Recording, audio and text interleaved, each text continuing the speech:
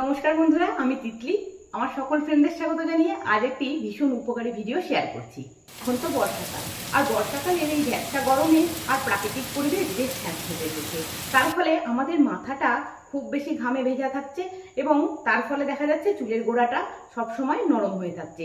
তার ফলে চুল আঁচড়ালেই গোছা গোছা চুল পড়ছে, সেই সঙ্গে খুশকির একটা সমস্যার সৃষ্টি হয়েছে।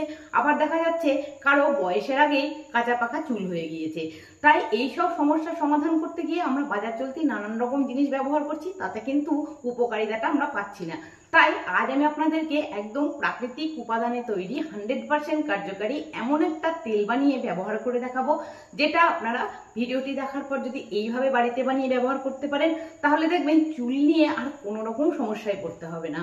আমি বলছি বলেই নয় বন্ধুরা, ভিডিওটি দেখুন, ভালো করে বুঝুন, তারপর নিশ্চয়ই আপনারা বুঝতে পারবেন যে কেন এই তেলটি 100% কার্যকারী। চলুন ভিডিওটি স্টার্ট করি। 100% কার্যকারী যে হেয়ার গ্রোথ অয়েলটা বানাবো, তার জন্য এখানে একটা মিডিয়াম সাইজের পেঁয়াজ নিয়ে নিয়েছি এবং ছোট ছোট টুকরো করে কেটে নিয়েছি। আর নিয়েছি কিছুটা ফ্রেশ অ্যালোভেরা জেল, তাকেও ছোট ছোট টুকরো করে কেটে নিয়েছি।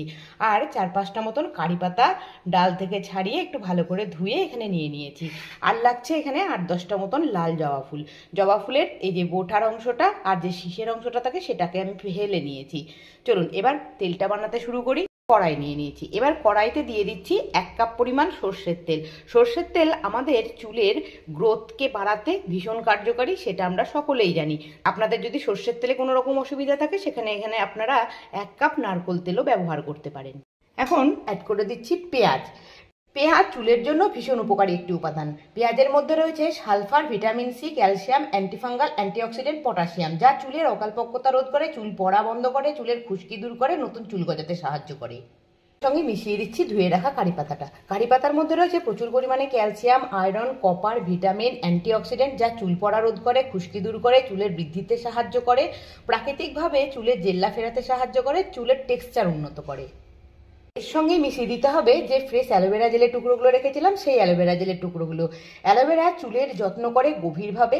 এতে থাকা antioxidant, beta carotene, vitamin C এবং ভিটামিন ই চুলের পুষ্টি জুগিয়ে চুলকে ঘন ঝলমলে করে তুলতে সাহায্য করে। মিশিয়ে দিচ্ছি জবা ফুলগুলো। জবা ফুলের মধ্যে রয়েছে প্রচুর পরিমাণ অ্যামিনো অ্যাসিড, যা চুলের কেরাটিন প্রোটিনের উপাদান বাড়িয়ে তোলে। এটি চুল পড়া রোধ করে, প্রাকৃতিক জেল্লা ধরে রাখতে ভীষণ সাহায্য করে। মিশিয়ে দিতে হবে 1 চামচ পরিমাণ কালো জিরে। কালো জিরে আমাদের চুলের জন্য ভীষণ উপকারী একটি উপাদান। কালো জিরের মধ্যে রয়েছে অ্যান্টিমাইক্রোবিয়াল, অ্যান্টিফাঙ্গাল প্রপার্টি, যা চুল পড়া রোধ করে, খুশকি দূর করে, চুলের মেলানিনের ঘাটতি পূরণ করে, চুলের স্বাভাবিক রং বজায় রাখতে সাহায্য করে। এর সঙ্গে মেশাতে হবে 1 চামচ পরিমাণ মেথি দানা। মেথি দানার মধ্যে রয়েছে প্রচুর পরিমাণে lecithin, antioxidant, iron, protein, nicotinic acid, folic acid, potassium, যা চুলের গোড়ায় পুষ্টি যোগায়, চুলের বৃদ্ধি এবং নতুন চুল গজাতে সাহায্য করে, চুলের জেল্লা ফেরাতে সাহায্য করে, চুল ঘন, লম্বা, স্বাস্থ্যোজ্জ্বল করে তোলে। তবে এখানে 10-12টা মতন ফুলশুদ্ধ লবঙ্গ। লবঙ্গতে থাকা অ্যান্টি ইনফ্লামেটরি এবং অ্যান্টিমাইক্রোবিয়াল প্রপার্টি খুশকির সমস্যা দূর করতে সাহায্য করে, চুলের গঠন মজবুত করে, চুল ঝরা পড়া বন্ধ করে, চুলে একটা পুষ্টি যোগাতে সাহায্য করে। এবার সমস্ত উপকরণগুলোকে খুব ভালো করে তেলের সঙ্গে একটু মিশিয়ে নিতে হবে। এখন গ্যাসের ফ্লেমটা একদম লোতে দিয়ে সমস্ত উপকরণ সহ কড়াইটাকে এইভাবে বসিয়ে দিতে হবে।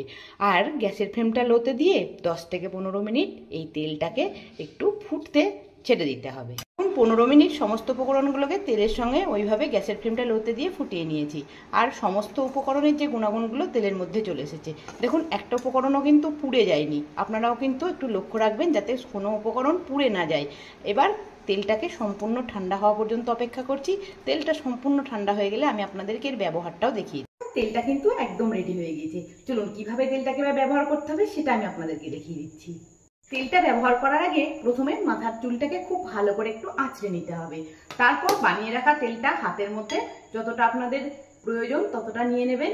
তারপর একদম স্ক্যাল্প থেকে লেন্থ পর্যন্ত খুব ভালো করে এইভাবে একটু হালকা হাতে মাসাজ করে লাগিয়ে নেবেন। এইভাবে একদম স্ক্যাল্প থেকে লেন্থ পর্যন্ত কিন্তু তেলটাকে লাগিয়ে নিতে হবে। তেলটাকে লাগিয়ে খুব জোরে জোরে এইভাবে রগড়ে রগড়ে কিন্তু মাসাজ করার দরকার নেই।